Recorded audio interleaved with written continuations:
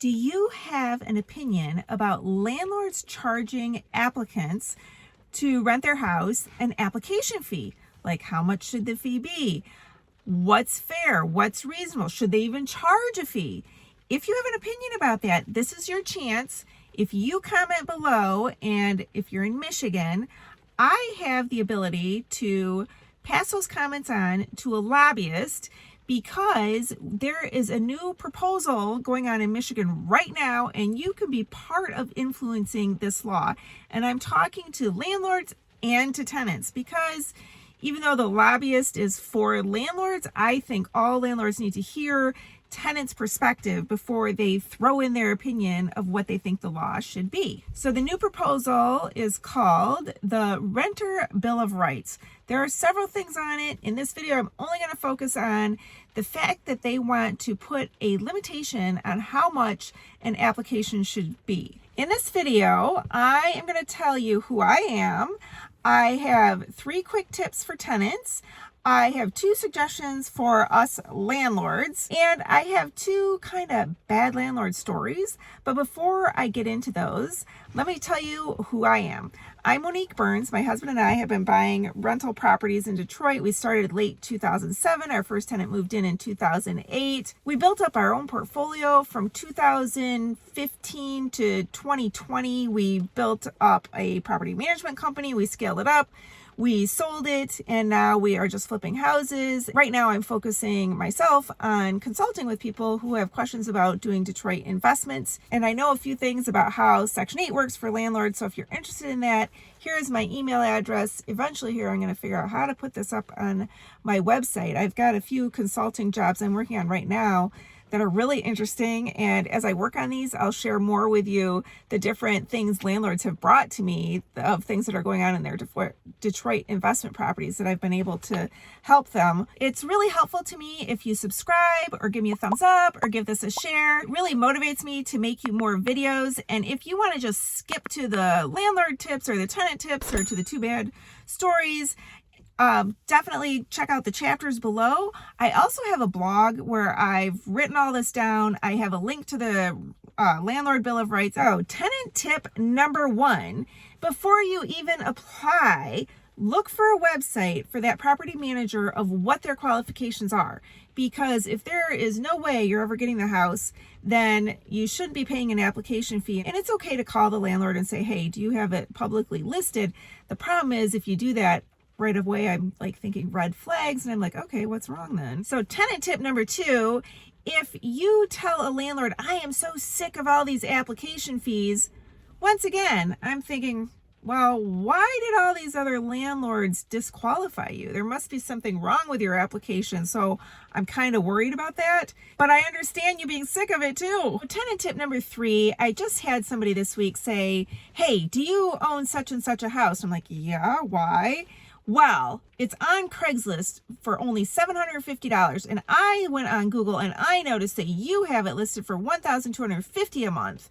So what's going on? Well, that happens a lot. And this particular scammer that stole my ad and put it up on Craigslist was gathering application fees. And she said he wanted $50, and then he promised he would show her the house.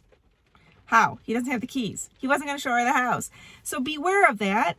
On the other hand, you know, it could be what the property manager needs. They need you to apply because they don't want to bother showing a house to somebody who's not even qualified. So it could be legit. Just Google the address. So there is something that tenants need to understand. It actually does cost us money to run applications.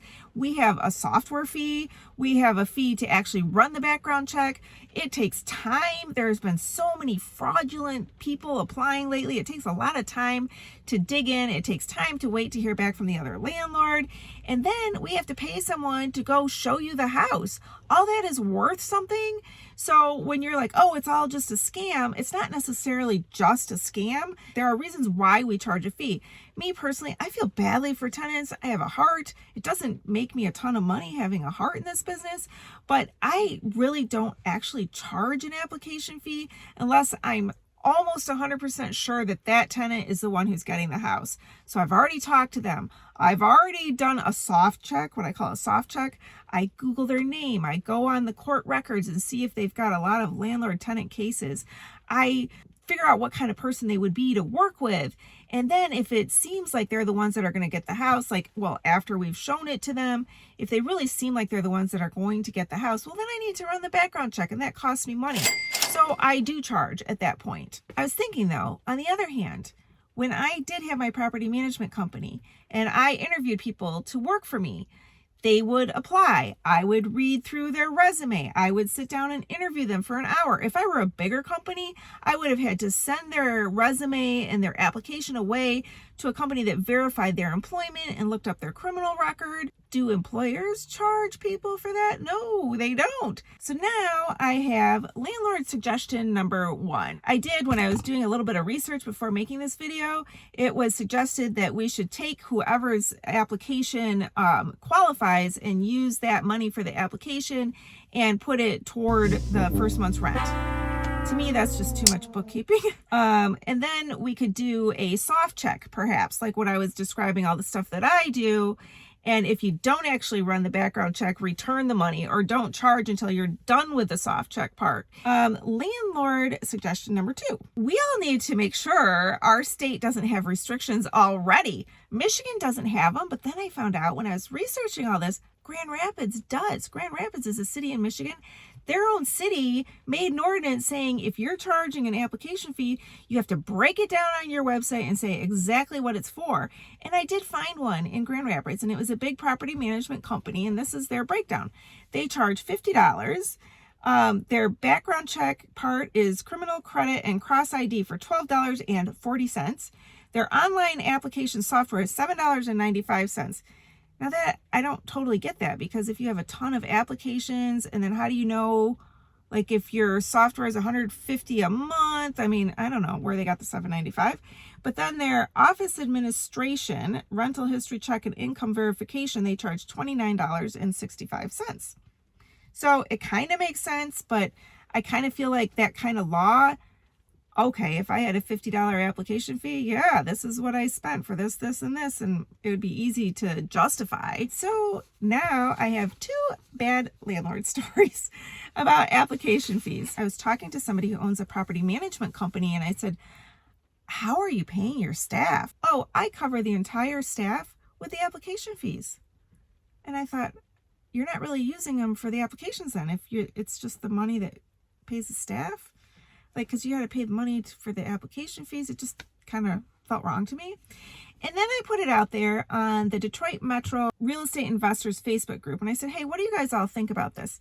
And I got this one comment, and I got to say, it started off okay, but then he kind of went mean on me. So I'll read it to you. LOL.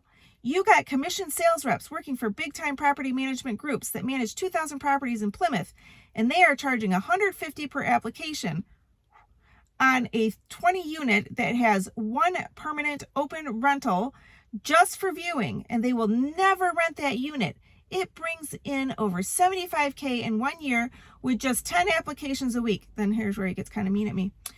What are you even talking about, LOL? You really don't understand how this cutthroat world works, do you? Geez, mister. You know, there's some reality to that. So I kind of get it, this Bill of Rights, but I want the landlord's perspective. I want the tenant's perspective. I kind of feel like my way of doing it meets people right in the middle. I'm open to suggestions. Maybe my way isn't the best way. I don't know. If you do think that there should be limitations on this, what should an application fee cost? What should the limitation number be? And what should the breakdown be for? Should it include showing the house? Should it include the software that was maybe a one-time fee? Should it only include the amount of money that we spend to do the background check? Should it be zero, just like people applying for jobs? What do you think? I will pass this information on. Thanks for watching.